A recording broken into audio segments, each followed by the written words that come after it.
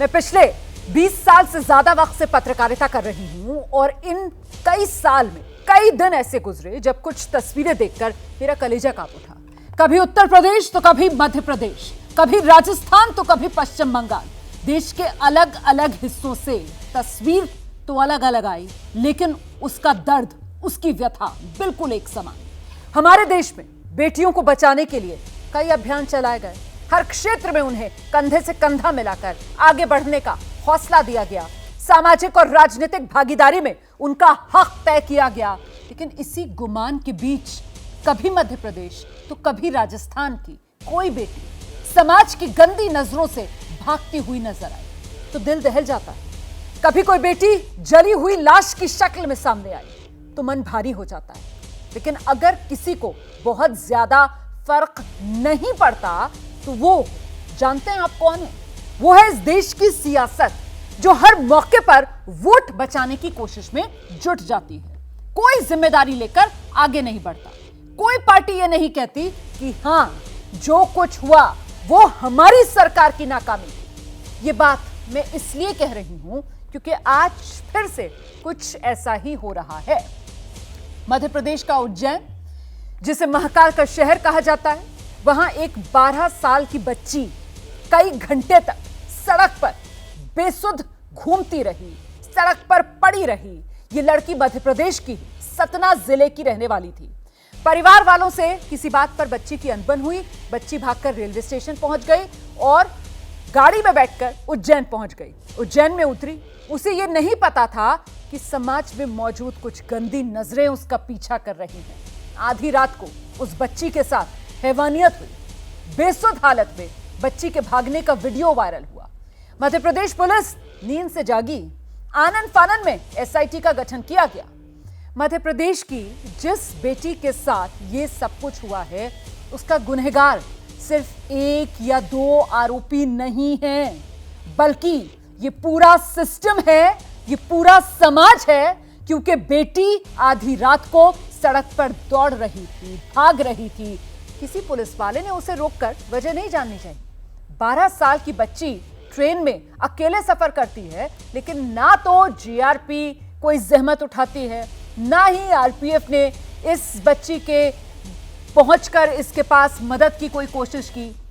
जो घर वाले हैं बच्ची के, उन्होंने सतना में गुमशुदगी की रिपोर्ट लिखवाई थी, लेकिन बाकी जिलों की पुलिस ने कोई फुर्ती नहीं दिखाई।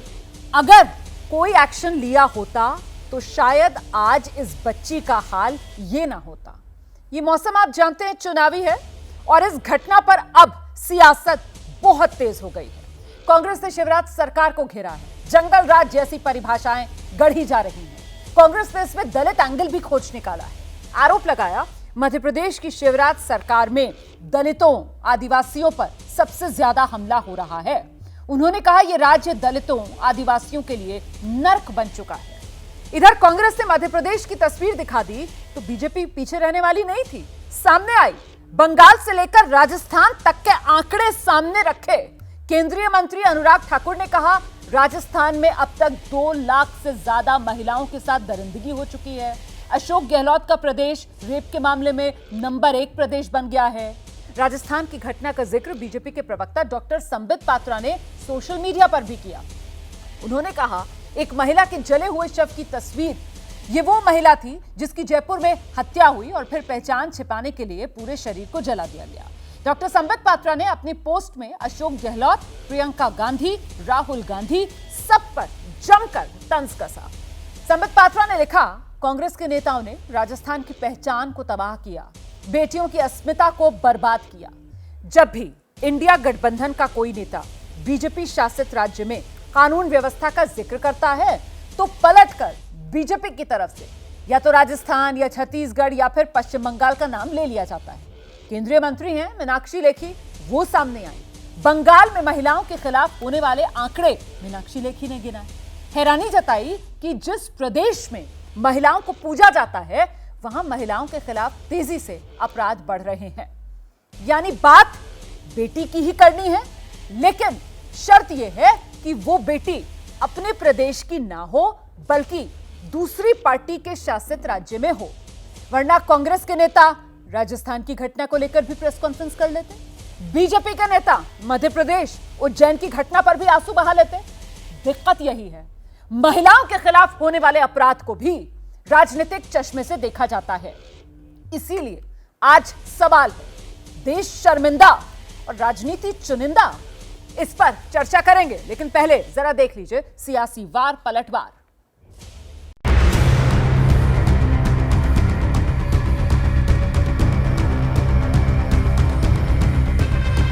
शिवराज के जंगल राज में खास तौर से अगर दलित महिला या आदिवासी महिला है तो उसके लिए शिवराज जी का मध्य प्रदेश नर्क बन चुका है। शिवराज सिंह चौहान जी, चुल्लू भर पानी में आपकी सरकार को डूबकर मर जाना चाहिए। प्रधानमंत्री को स्वयं आगे आकर माफी मांगनी चाहिए। कि आप कांग्रेस से सर्टिफिकेट की जरूरत होगी क्या आपको? देश के प्रधानमंत्री के मुंह से एक शब्द नहीं निकला। देश के गृह मंत्री मौन है, महिला आयोग चुप है, बाल संरक्षण आयोग क्यों चुप बैठा हुआ है? हेलीकॉप्टर से घूम घूम कर, उड़न खटोले से घूम घूम कर खूब रैली और भाषण बांटने का टाइम है। राजस्थान में 2 लाख से ज्यादा महिलाओं के साथ दुष्कर्म की, अपराध की घटनाएं हुई हैं। राजस्थान तो आज महिलाओं के प्रति अत्याचार के नंबर 1 पर है। अत्याचार नहीं सहेंगे, नहीं सहेंगे, नहीं सहेंगे। दोषियों पे कार्रवाई हो, कार्रवाई हो, कार्रवाई हो। 18 साल में उन्होंने महिलाओं को, प्रदेश में बेटियों को, महिलाओं को सुरक्षा देने की नहीं सोची। शर्मनाक है। ऐसे मामा को चुल्लू भर पानी में डूब मरना चाहिए। दिल दहलाने वाली घटना है। मोदी जी और शिवराज सिंह जी क्यों नहीं बोलते? तो अब मुझे लगता है कि अब उनकी टाटा बाय बाय का समय आ गया है। इस तरह के अपराधी समाज में रहने के लायक नहीं है, काबिल नहीं है। उसने मध्य प्रदेश की आत्मा को घायल किया। बेटी मध्य प्रदेश की बेटी है, उसकी हर तरह से हम चिंता करेंगे। सरकार को कठोर कार्रवाई करनी चाहिए। पिछले इतने 20 साल से सरकार में रहे हैं, तो आखिरकार बेटियों की, माताओं बहनों की सुरक्षा के लिए क्या काम किया इन्होंने? बुलडोजर चलाना चाहिए, यहाँ चलाती क्यों नहीं है? लगातार महिलाओं के प्रति होने वाले अपराध जो है वो बंगाल में पाए जा रहे हैं, वो भी देवी क्षेत्र के अंदर। ये क्षेत्र देवी के नाम से जाना जाता है। महिलाओं के अधिकारों के लिए आवाज बुलंद कीजिए। I don't know why BJP tries to politicize any crime. BJP के पॉलिटिकल पार्टी में जंगल राज चल रहा है। कोई भी क्राइम हो, इसके लिए इन्वेस्टिगेशन होगा।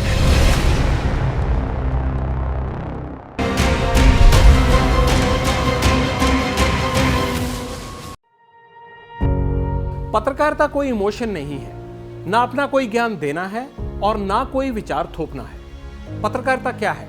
पत्रकारिता का मतलब है सही जानकारी इकट्ठा करना और तथ्य बताना। पत्रकारिता आज जितने महत्वपूर्ण दौर में है, शायद पहले नहीं थी। इस दौर से निकलने के लिए सिर्फ सच दिखाने की जरूरत है, वो सच जो आपके हित को आगे रखे। इसलिए अब रात 9 बजे प्राइम टाइम नहीं होगा, ये आपका टाइम है।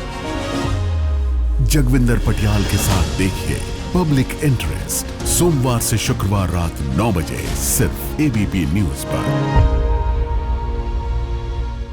एबीपी न्यूज आपको रखे आगे।